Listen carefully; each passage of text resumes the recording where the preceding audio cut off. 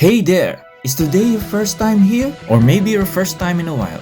If so, maybe you're wondering exactly who we are and what this church is all about. Well, we'd like you to know that we're a group of ordinary people who are on an amazing journey together, following Christ. Our guide is the Bible because it's the divinely inspired Word of God and it will never take us in the wrong direction. Along the way, we hope you'll see that we are welcoming and spiritually passionate and that getting to know you is a big deal to us.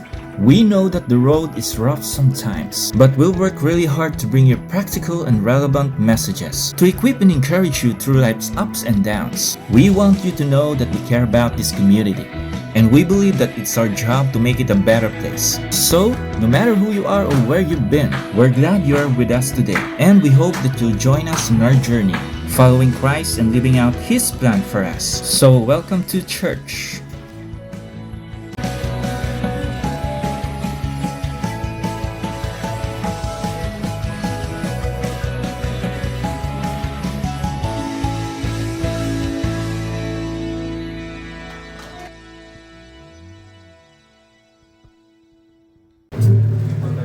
Tumayo.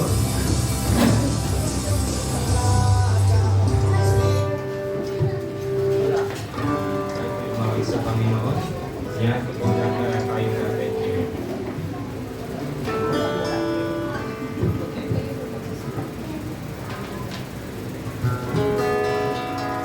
Ulit po nating dalhin. Pagkatuloyin po ang pag-iwas ng presensya po sa ating kalagayan. Tayo po umawit.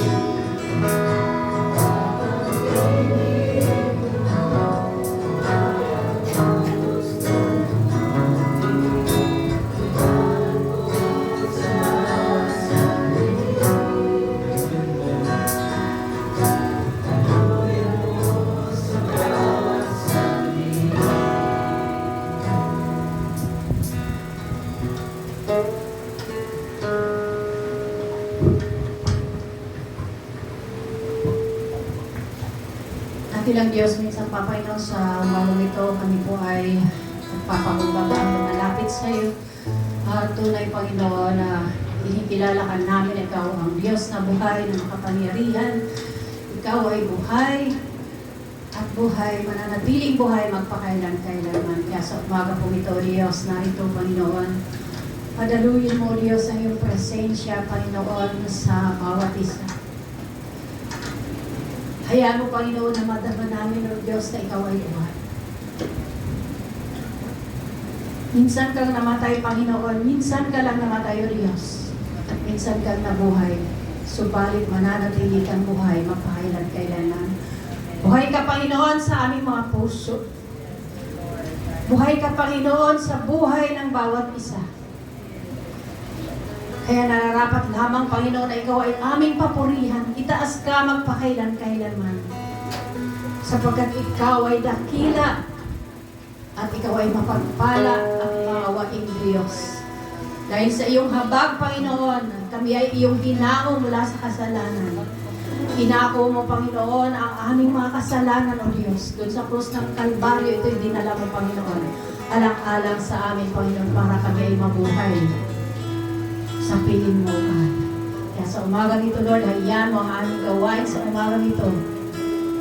Ikaw pang kumilos sa bawat isa.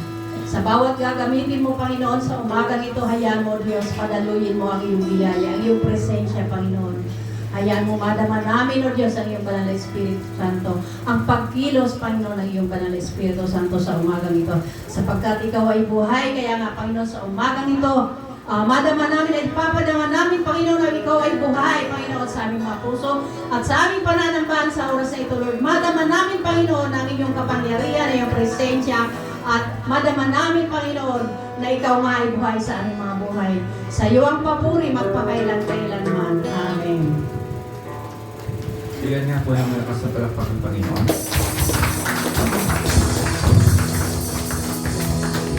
Sige po, magandang umaga po sa inyo. Bago po tayo magsimula ay pwede yung basahin muna natin yung talata ng salita ng Diyos. Sabay-sabay po natin basahin. Marcos chapter 16 verse 1 to 6. Pagkaraan ng araw ng pamamahinga, si Maria Magdalena, si Maria na ina ni Santiago at si Salome ay bumili ng pabango upang sila ay magpunta sa litingan at lagyan ng pabango ang bangkay ni Jesus. Kinaumagahan ng linggo, sa pagsikat ng araw, sila ay nagpunta sa libingan. Sige po, kayo po, basahin niyo po ng sabay-sabay. Ngunit sila ay nagtanong sa isa't isa, sino kaya ang maaari natin mapunta sa mga pulong ang makalong nakakatulong ang buwan ibigan. Sabi nila yun dahil napakalaki ng bato. Ngunit ang matanong nila ito, kanilang lang nagdang ang bato. At pagpasok nila sa libingan, nakita sila sa pinakang nakasuot ng haba at puting lamig ang nakaupo sa gawin kanan at sila'y nagkar sa takot. sige po, basahin niyo po. Ngunit sila nila, huwag kayong matakot. Hinahanap ninyo si Jesus na taga Nazaret na ipanahal sa krus. Wala na siya rito. Siya yung buhay ng Diyos. Tingnan ninyo ang aking kanilaya. Ang ating Diyos ay buhay po sa ating mga puso. Bigyan nga po natin muli ng palakpakan natin. Kahit po kung araw ito ay wala po tayong ibang tatanghalin kundi ang ating Panginoon. Magse-celebrate po tayo. Bigyan mo nga yung katabi mo ng high five. Appear. God is good. Sige po. Let's celebrate the goodness of God. Awitin po natin. Celebrate Jesus.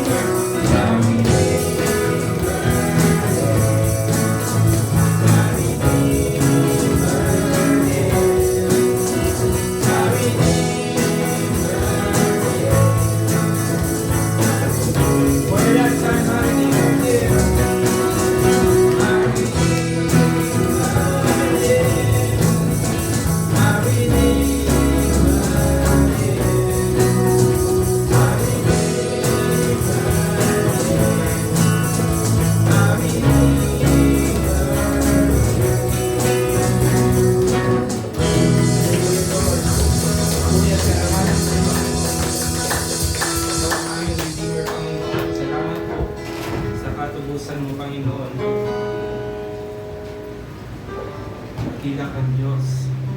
Patuloy po kami naawit, Panginoon, at magpapasalamat sa kabutihan mo, Panginoon. Hallelujah, Jesus.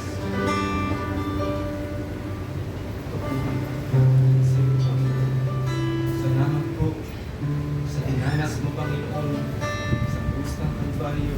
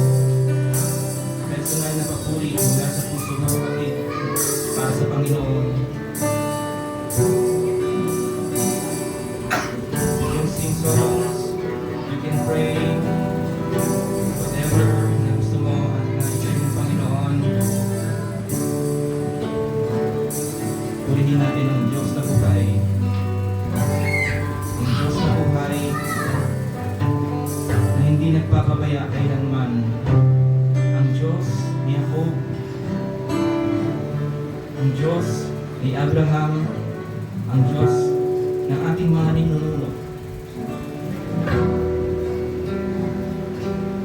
Ang Diyos na nagpalaya sa mga Israelitas. Ang Diyos na tumutulong at tumutupad sa kanyang pangako. Ang Diyos na walang hanggan sa buhay na ito. Ang Diyos na higit sa lahat na kailangan natin. Ang Diyos na kayang bumili ng patay. Ang Diyos na nagpapagaling sa kahit anong klaseng karamdaman. Ang Diyos na banal. Purihin natin ang ating Panginoon. Pasalamatan natin ang ating Panginoon. Lord, mabuti kang Diyos. Tapat kang Diyos sa aming mga buhay. Lord, maraming salamat po, Panginoon, sa dinanas mo, Panginoon, sa krus ng Kalbaryo. Salamat po, Panginoon, dahil mas pinili mo mamuhay ng may kabanalan, Panginoon. Mas pinili mong sumunod, Panginoon, sa nagsubok sa iyo, Diyos. Mas pinili mo, Panginoon, nalinisin ang aming mga kamigatan at kasalanan sa buhay, na dapat, Panginoon, kami ang maipako, Panginoon. Lord, napakabuti mo, O Diyos. Kailanman, O Diyos, sa kaysaysayan ng mundong ito, mananatili ang kabutihan mo, Panginoon, sa bawat isa sa amin, Panginoon, sa bawat henerasyon, Panginoon. Lord God, minsan ka nang nagpakilala sa amin, Panginoon. Lord, we need more of you, Lord. Kailangan ka namin, Lord. Ikaw ang lahat sa amin, Panginoon. Kaya, Lord, fill this place with your holy presence, Panginoon. Kumilos po kayo, O Diyos, sa lugar na ito, sa bawat puso namin, Panginoon. Kung meron man, O Diyos, na puso na matigas, Panginoon, at kalyado, Panginoon, Lord, ikaw lamang ang tangi at bukod tangi makapaglambot nito, Panginoon. Panginoon, manumbalik ang lahat ng nilikha mo. Manumbalik ang para sa iyo, Panginoon. Lord, salamat po, Panginoon. Salamat po. Walang hanggang pasasalamat, Panginoon, ang nais namin ibatid lahat ng naririto, Panginoon. Salamat sa katapatan mo, Panginoon. Dakila ka, O Diyos. Dakila ka, O Diyos. Patuloy nating awitin for the last time. And the angels cry, Holy God, all creation strives, holy,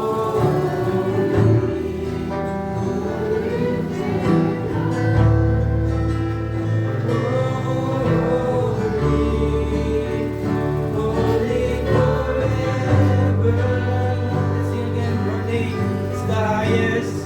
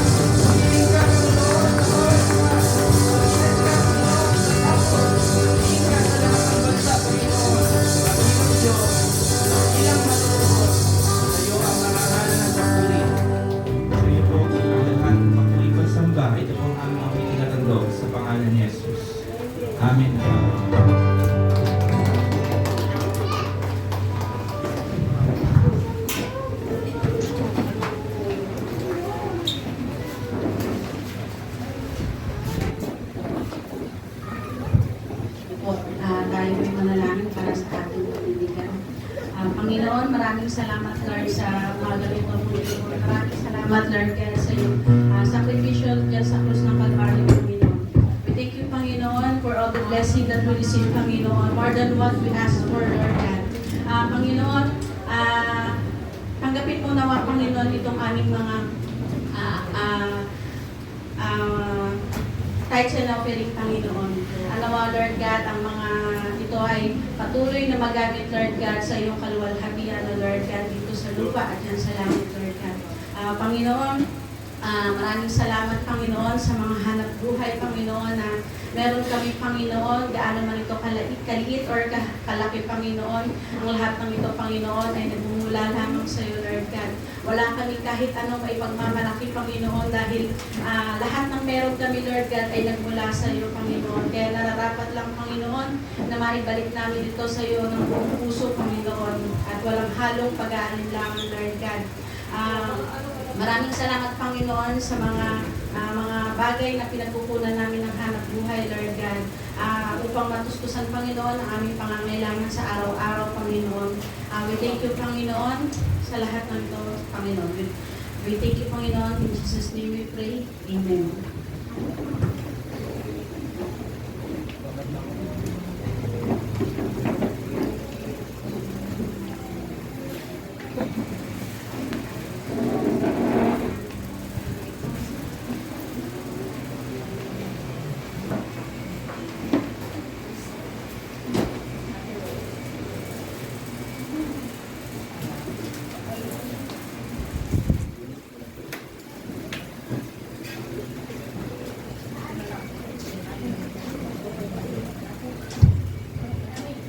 Hello. So, good morning po ulit sa bawat isa. Happy Resurrection Sunday po.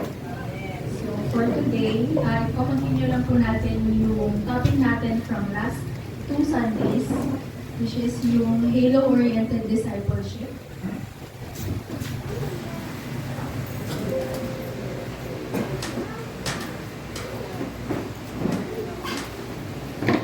Sabi po sa Titus 2 verse 11, "For the grace of God has appeared that offers salvation to all people.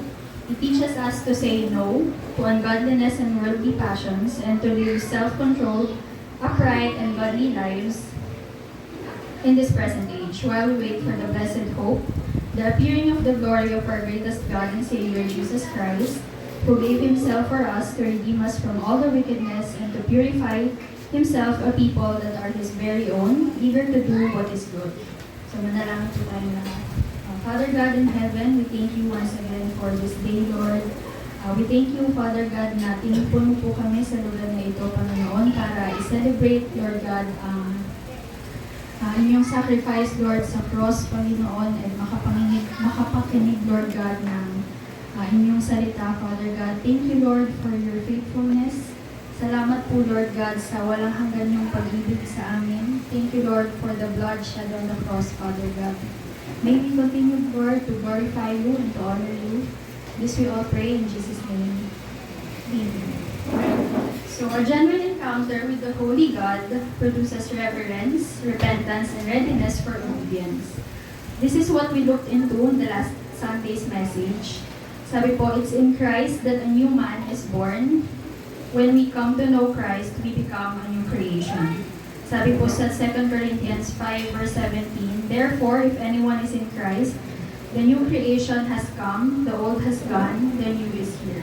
So, naalala ko po, nung isa sigurong core memory, nung bagong Kristiyano pa lang ako is, di ba, every Mother's Day celebration po, meron tayong parang special number ng mga kabataan. Naalala ko po noon ako, si Dave, tsaka si Tin Brabante po yata. So, Mother's Day celebration, ang kinanta po namin is yung "Because You Love Me" ni Celine Dion. So, siguro nag-strike po siya sa akin kasi nung time na yun, hindi kasi ako makatingin sa mata kumbaga ng audience kasi sobrang mahihain ko nga. So, parang ang ginawa ko, nakatingin ako sa side ni Christine. Tapos, parang, si Papa kasi. So, tinutukso po ako lagi sa bahay. Kasi sabi, napakamahihain mo. Ganyan. Parang, tira mo sila Dave, tira mo sila Tim. So, ayun. So, nagdamdam po ako sa life. Pero, Ang na-realize ko po dito is meron tayong past identities nung before natin makilala si Christ or before, o nung bago pa lang tayo. And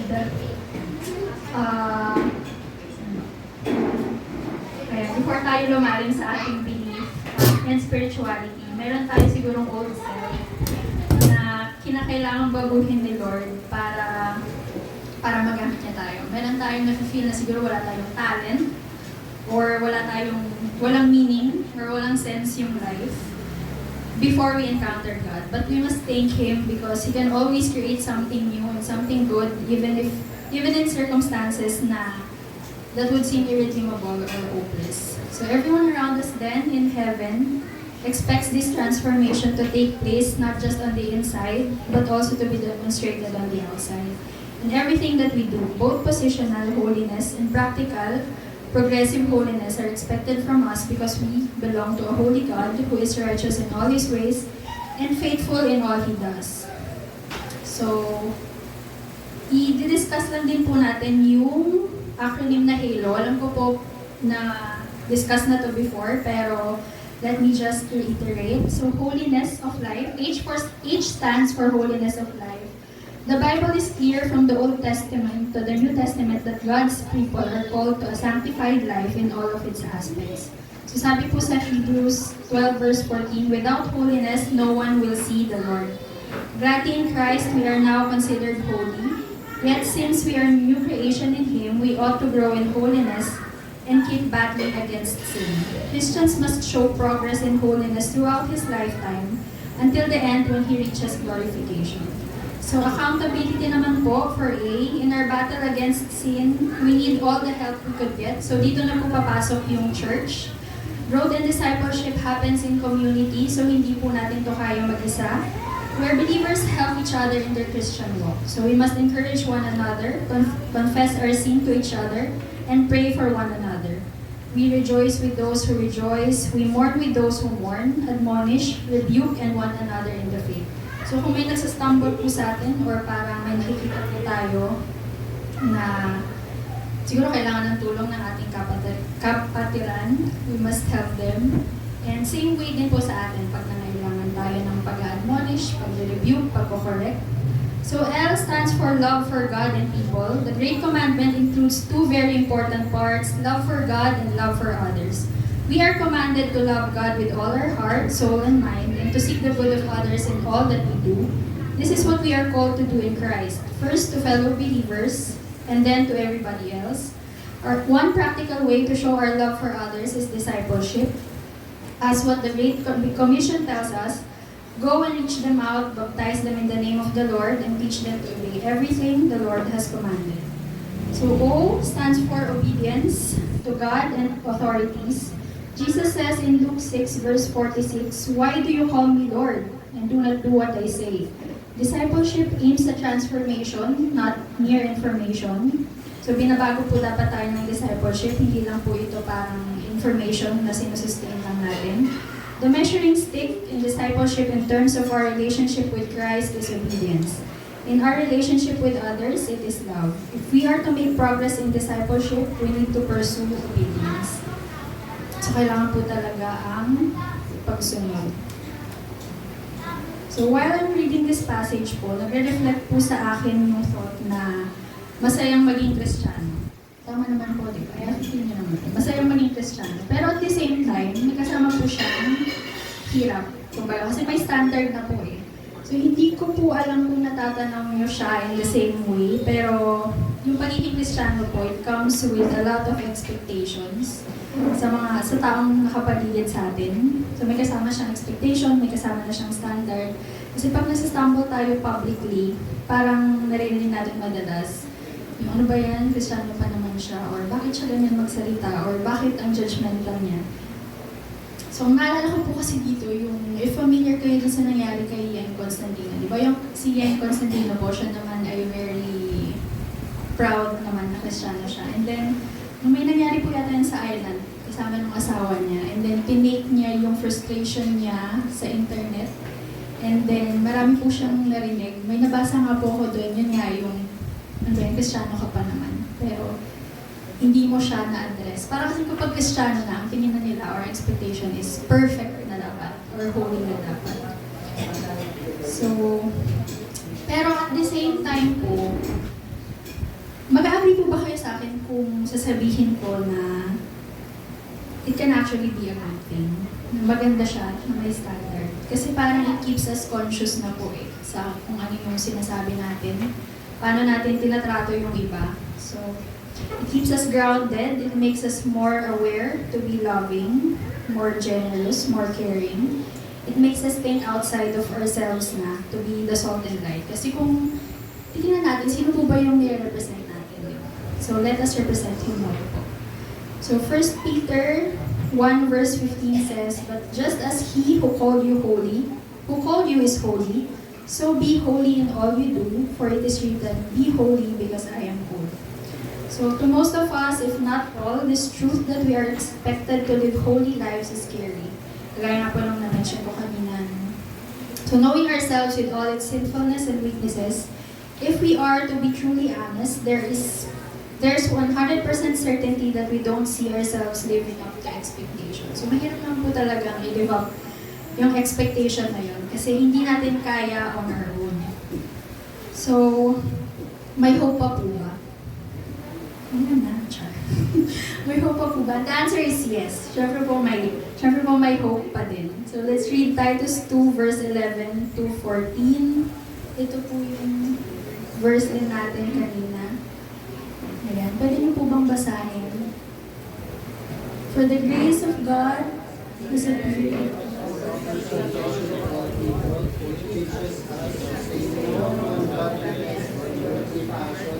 And to live self-control, right, and godly lives in this present age, while we wait for the blessed hope, the appearing of the glory of our great God and Savior, Jesus Christ, who gave Himself for us to redeem us from all wickedness and to purify for Himself a people that are His very own, eager to do what He will. So, ang tanong po natin ngayon is, how is God's grace our hope for practical daily holy living? So, number 1, it's God's grace that saved us from sin. Kagaya nga po ng sabi sa Titus 2 verse 11. So, iulitin ko na lang po, for the grace of God has appeared that offers salvation to all people. And to redeem us from all wickedness, sabi po sa verse 14, to redeem us from all wickedness and to purify for Himself a people that are His very own. So, ang relationship po ng Diyos towards mankind, towards sa atin, is kahit good or bad person tayo, has always been that of grace. So, palagi pong may grace si Lord. To begin with, if not for the grace of God, He should have punished us as our sins deserved. And yet, Psalm 103 verse 8 says, "The Lord is compassionate and gracious, slow to anger, abounding in love. He will not always accuse, nor will He harbor His anger forever. He does not treat us as our sins deserve." So siguro po kung trinato po ni Lord yung kasalanan natin as it is, siguro tayo po yung nakapako sa krus ngayon, or noon. So, gawa po ng mabait ang Panginoon and His grace abides forever. Tatamasa po natin ngayon kung ano yung life na meron tayo. God has been withholding judgment for its appointed time. It is sure to come, but not now. Romans 2 verse 5 says, "But because of your stubbornness and your unrepentant heart, you are storing up wrath against yourself for the day of God's wrath, when His righteous judgment will be revealed. God will repay each person according to what they have done." We live in the time of God's mercy and grace over sin and judgment. By grace, God offers salvation to all. Ephesians 2 verse 8, "For it is grace by you have been saved through faith, and this is not from yourselves. It is a gift of God, not by works, so that no one can boast." When it comes to salvation, no one can boast anything before God. We are saved because God, in His goodness and grace, gave us chance by making way for us through Christ. So wala pong ni isa sa atin ang malaki sa Panginoon, sapagkat sabi po sa Romans 3 verse 23 to 24, "For all have sinned and fall short of the glory of God, being justified freely by His grace through redemption that is in Christ. So we are all undeserving po, no? Na-amaze nga po ako personally kasi everything talaga when you look into your life, everything has God's grace written all over it po, no? Mas mag-a-agree po ba kayo? So we could all be thinking to ourselves, we are being blessed kasi magaling tayo or mabait tayo. And matalino tayo, pwede. Pero that's not true. That's far from the truth, honestly. You are blessed because the source is good. It's not about you. So hindi po ito tungkol sa atin. It's not about something na ginawa natin. It's about Him po, from beginning to the end. So kung bibiyayaan po tayo siguro ngayon, no, career or good health, kung ano po yung dinedesign natin. Huwag po siguro tayong makalimot, no? Huwag tayong makalimot sa Kanya. Kasi kung tutuusin, yung strength na meron tayo to show up for work, to show up in life, it's all coming from Him. So tanawin natin ang ating mga sarili na caretaker lang ng mga magagandang bagay na ito, and let's not make it about us. John 1 verse 17, for the law was given through Moses, grace and truth came through Jesus Christ. Romans 3 verse 24, all are justified freely by His grace through the redemption that came by Christ Jesus. This is why grace is otherwise called God's riches at Christ's expense. But God's grace is not just for salvation from judgment and punishment. It's actually a threefold. It is for salvation. Hindi ko alam kung na-mention na ito last time. Salvation, to belong to Him. Sanctification, to be holy like Him. And service, to be sent to serve Him and His people. So, pagka na-save na tayo, it's our duty na to share that salvation to others. We see all this in our passage nga po. So, Titus 2 verse 11. All who experience the grace of God are saved, sanctified, and are sent forth, saved from the claws of sin itself, not just from punishment, so that now we belong to God, sanctified meaning cleansed, purified so that we become holy to the Lord and holy like our Lord, sent forth to do good works, instead of the wicked works we used to get involved in when we are sent forth to serve God and His people.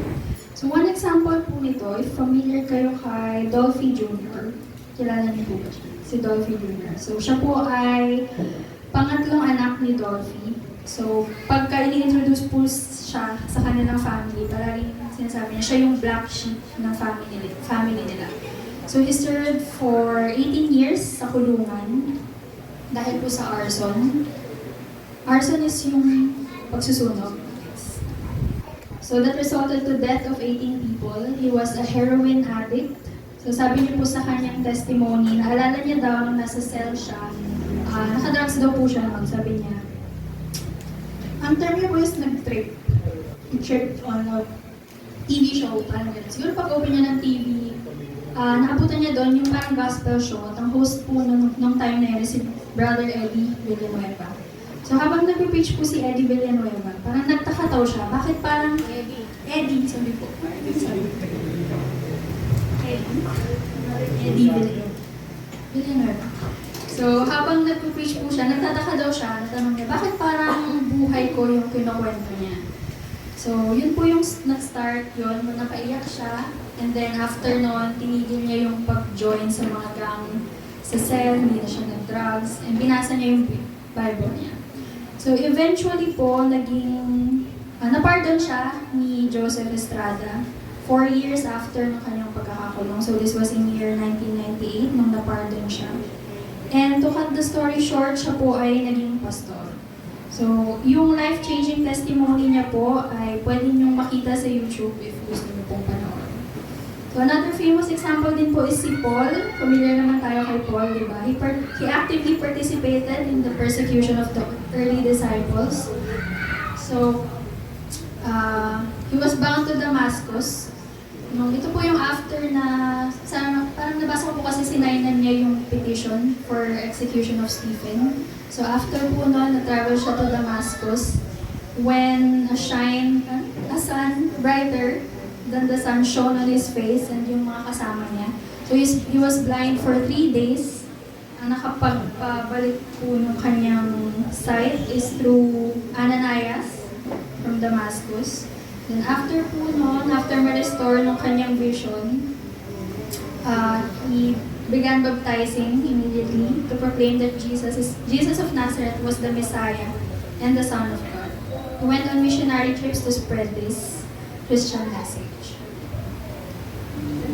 So the following 2 points tell us specifically how God saves us from sin. So ito po medyo mahaba-haba. It's God's grace that trains us to say no to sin.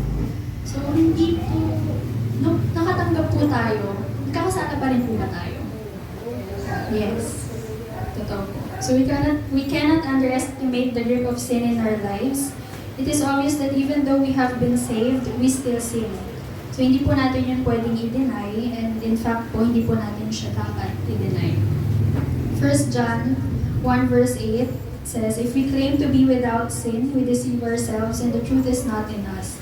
If we confess our sins, He is faithful and just and will forgive us our sins and purify us from all unrighteousness. If we claim we have not sinned, we make Him out to be a liar, and His word is not in us." So paano po tayo tinutulungan ng grace na mag-say no to sin? So dahil po sanay na tayo na nabubuhay sa kasalanan, ang dali na pong mag-say yes, no? Pagka kunwari may mag-aaya sa atin na gumawa ng ganito, parang our old selves po, palaging yes kagad. So it is easy to fall into sin, to fall to the usual temptations in our life. Our tendencies lean towards sin and our habit of sinning makes it difficult to say no to sin. So yung din po ng kasalanan ay sobrang matindi rin po, no? It offers so much desirable things that we crave for, so that detaching ourselves from sin seems almost next to impossible. And add to it the reality that there is the evil desire in us that lead us to give in to temptations.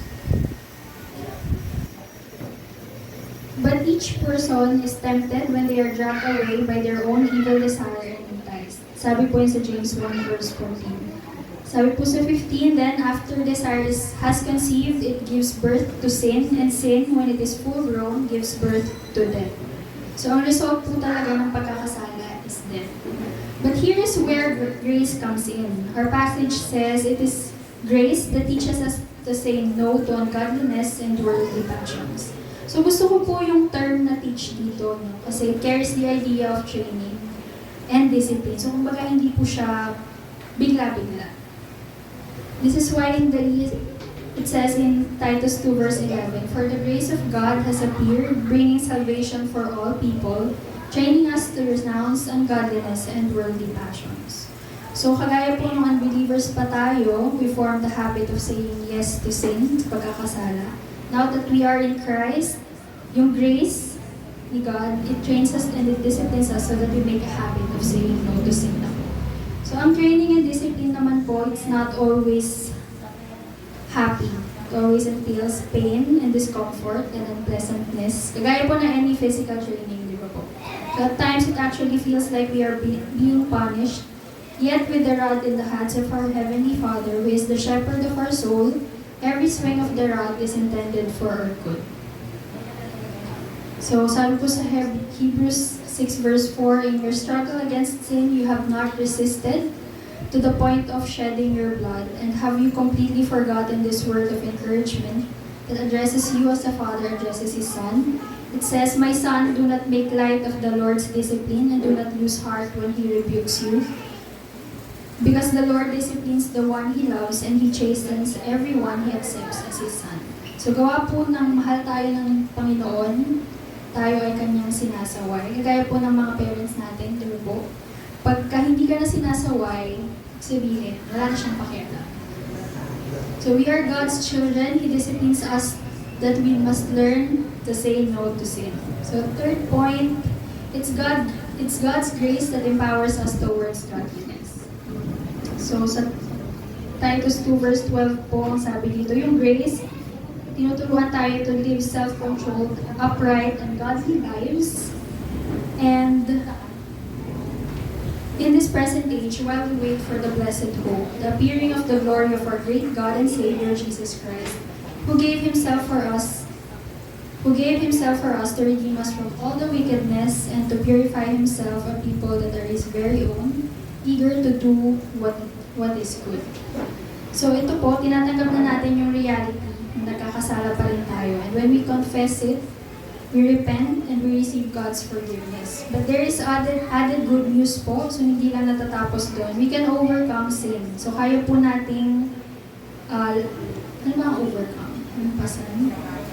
Mapagtagumpayan ng kasalanan. We can live holy lives. All of these are possible only by God's grace. So, ang pagka-Pilipage po ito parang ang dali-dali lang. Pero ang grip po ng kasalanan is sobrang higpit na it's challenging to overcome it.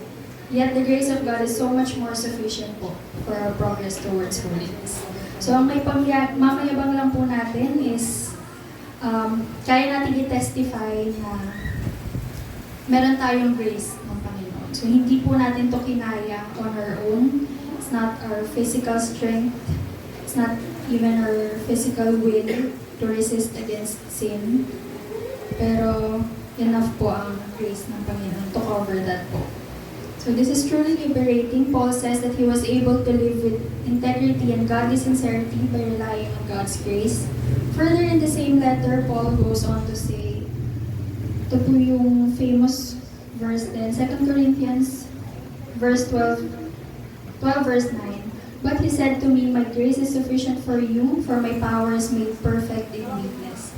Therefore, ang mamayabang lang po talaga natin is through our weakness, Christ's power rests in us. That is why, for Christ's sake, we delight in weakness, in insults, in hardships, in persecutions, in difficulties. For when we are weak, then we are strong.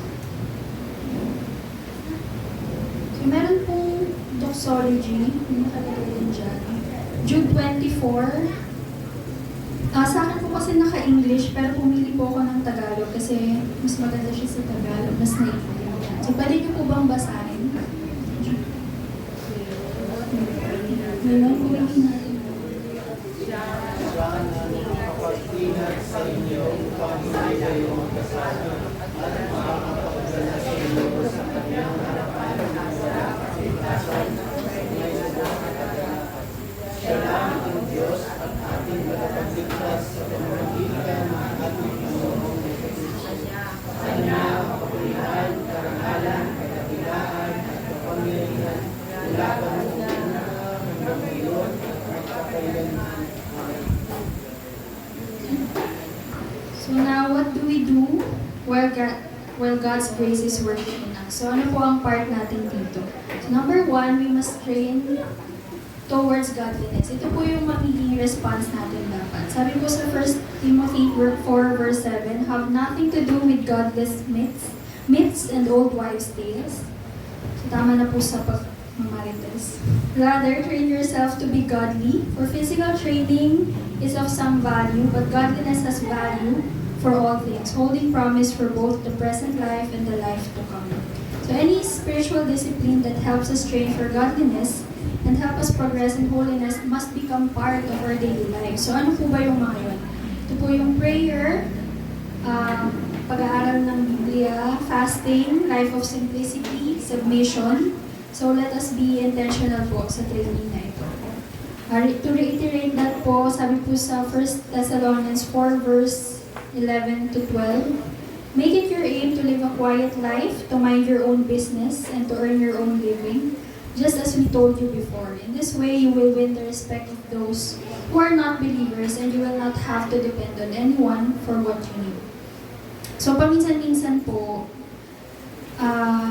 may mga may encounter tayo na hindi nagsisimba, hindi nagbabasa ng Bible. Titingnan lang nila kung paano tayo namubuhay, kung paano tayo kumikilos, and sometimes that's the only Bible that they will ever get to read.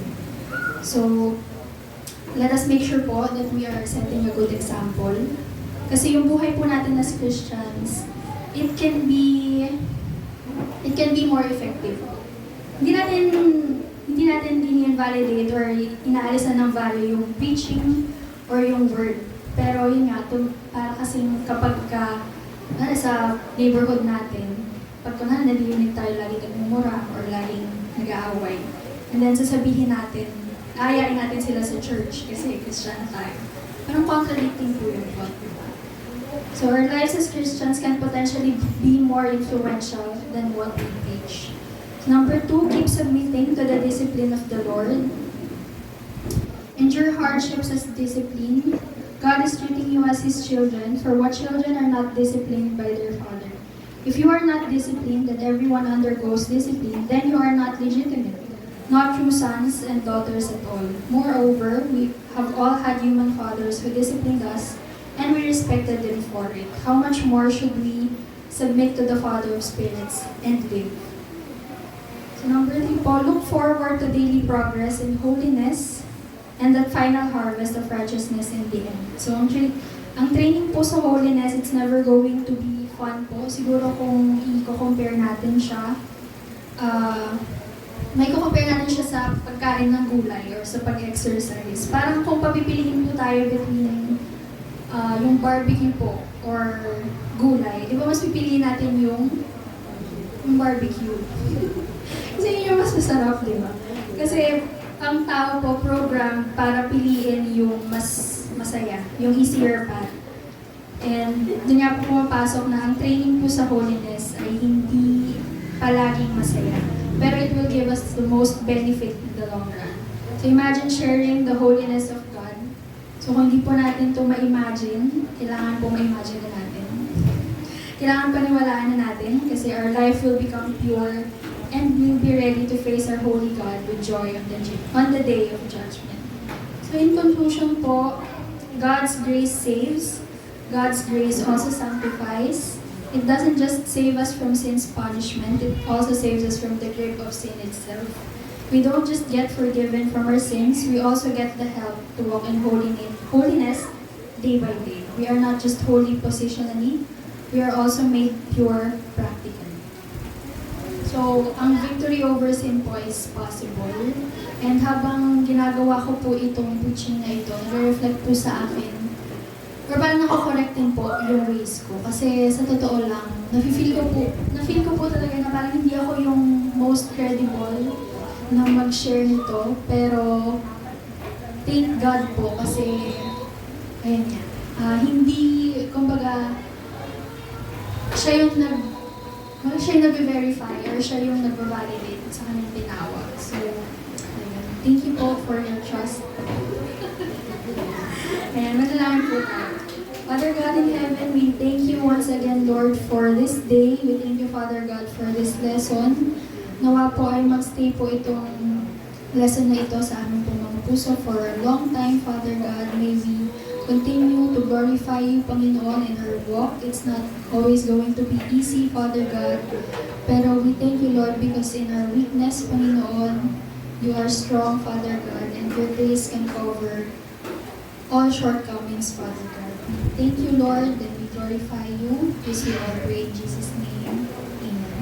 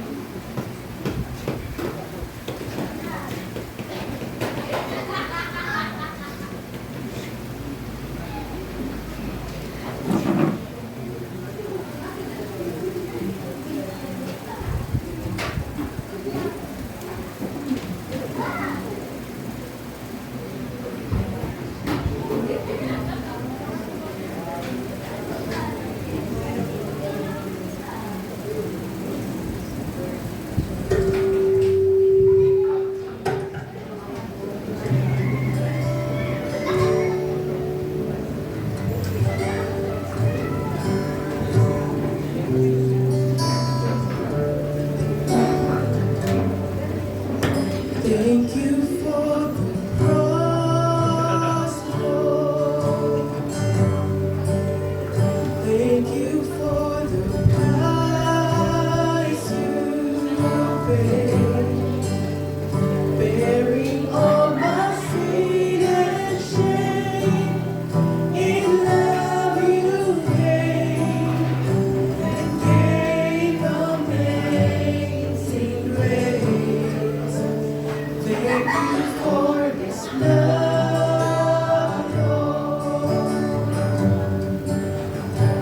Thank you for the clearest hands. Wash me in your cleansing flow. Now all I know, your forgiveness and embrace. Worthy is the Lamb, seated on the throne. Crown you now with many crowns. You reign victorious.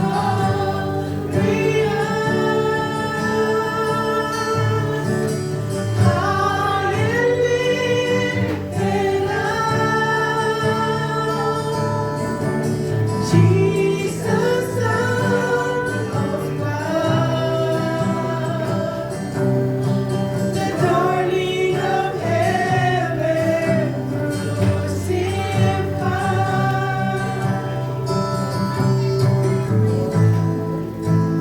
Worthy is the Lamb.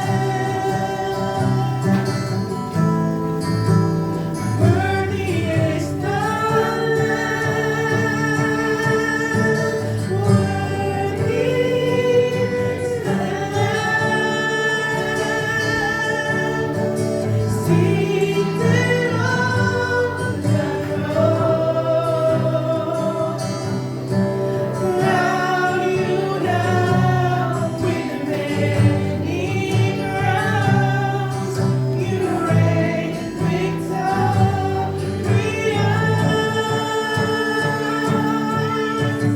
High and lifted up,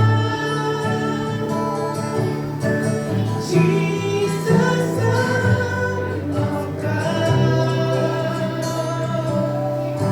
the darling of heaven, crucified.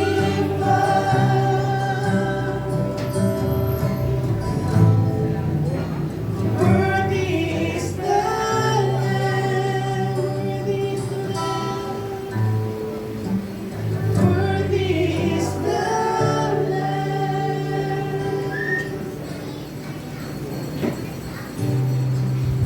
Hallelujah. You are worthy, Panginoon. Salamat, O Lord God. Totoo, Panginoon, na we are nothing, O Lord. Ang lahat ay galing sa iyo, Panginoon. We only stand by your grace, O Lord God. Kaya wala po kaming maipagmamalaki aming Panginoon. Salamat sa iyong pag-ibig. Salamat sa iyong katapatan, Panginoon. Ang iyong pag-ibig, O Diyos, bakit kami nakakatayo? Bakit kami humaharap, Panginoon? Lord, every day ng buhay namin is not worthy. We are sinners, O Lord God. Pero Lord, salamat sa iyong katapatan. Salamat sa iyong dakilang pag-ibig sa bawat isa sa amin. Sa pamamagitan ng iyong dugo, Panginoon, kami ay naligtas. Kami ay inalis mo sa kasalanan, Panginoon. Kaya salamat, O Diyos. Hayaan mo po, Panginoon, ang aming buhay. Araw-araw, Panginoon, ay tulungan mo kami upang maging karapat-dapat, upang kami maging banal sa iyong harapan, O Diyos.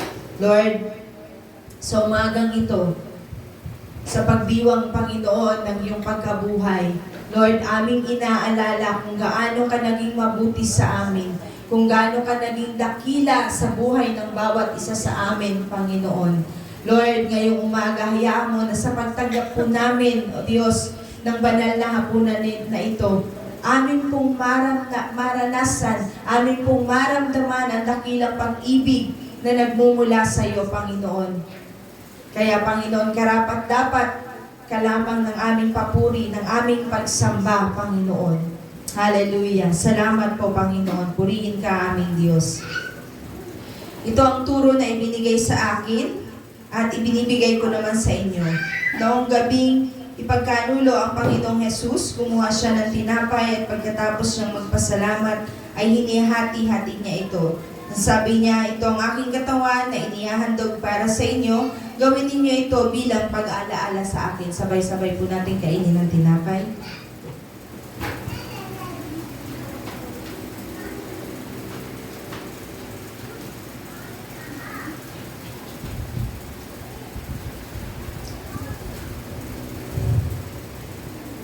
Pagkatapos nilang kumain, ganun din ang kanyang ginawa. Kinuha niya ang saro at ang sabi niya, ang inuming ito ay bagong kasunduan ay pinagtibay ng aking dugo.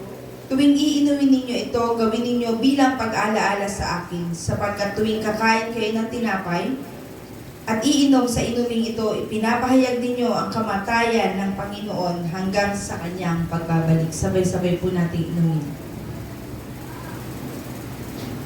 Salamatan natin ang ating Panginoon. Hallelujah! Purihin ka, Panginoon. Purihin ka, O Diyos. Salamat, O Lord God, sa muli mong pagkabuhay. Alam po namin, Panginoon, pinagkaloob mo sa amin ang buhay na walang hanggan. Salamat sa kaligtasan. Dalangin po namin, Panginoon, araw-araw ng aming buhay, Panginoon, ay gawin mo kaming banal. Gawin mo kaming karapat-dapat sa iyo, Panginoon. Salamat. Salamat, Panginoon, sa iyong kabutihan sa amin. Salamat sa iyong habag. Salamat sa iyong dakilang pag-ibig, Panginoon. Kaya karapat-dapat, ikaw lamang, Panginoon, walang iba, ng aming papuri, ng aming pagsamba. Ikaw ay luwalhatiin, Panginoon. Ikaw ay dakilain, O Diyos. Hallelujah. Purihin ka, Panginoon. Hallelujah. Hallelujah. You are worthy, O Lord God. Hallelujah. Hallelujah. Salamat po, Panginoon. Salamat, O Diyos. Salamat, Panginoon. Lord, ngayong umaga, nagagalak ang aming puso, Lord God, na muli, Ikaw ay aming nakasama. Ikaw, Panginoon, ang aming naitaas. Salamat, Panginoon, sa buhay ng bawat isa. Aming Diyos, ngayong umaga sa aming pagwawakas, hayaan mo po na ang araw na ito, araw ng pagsa-celebrate namin sa iyo, Panginoon. Ingatan mo kami kasama ng aming buong pamilya. Ano man po ang aming mga gagawin, Lord, ang pag-iingat mo, ang mapa sa amin, ang mapa sa bawat isa, O Diyos. Maging sa umagang ito, salamat po sa aming pagsasaluhan, O Diyos. Pagpalain mo po ito, hayaan mo na may kagalakan na aming tanggapin ang bawat biyaya, O Diyos, na nasa aming hapagkainan. Purihin ka aming Panginoon sa pangalan ni Jesus, kasama po yun ang iyong banal na Espiritu. Amen at Amen.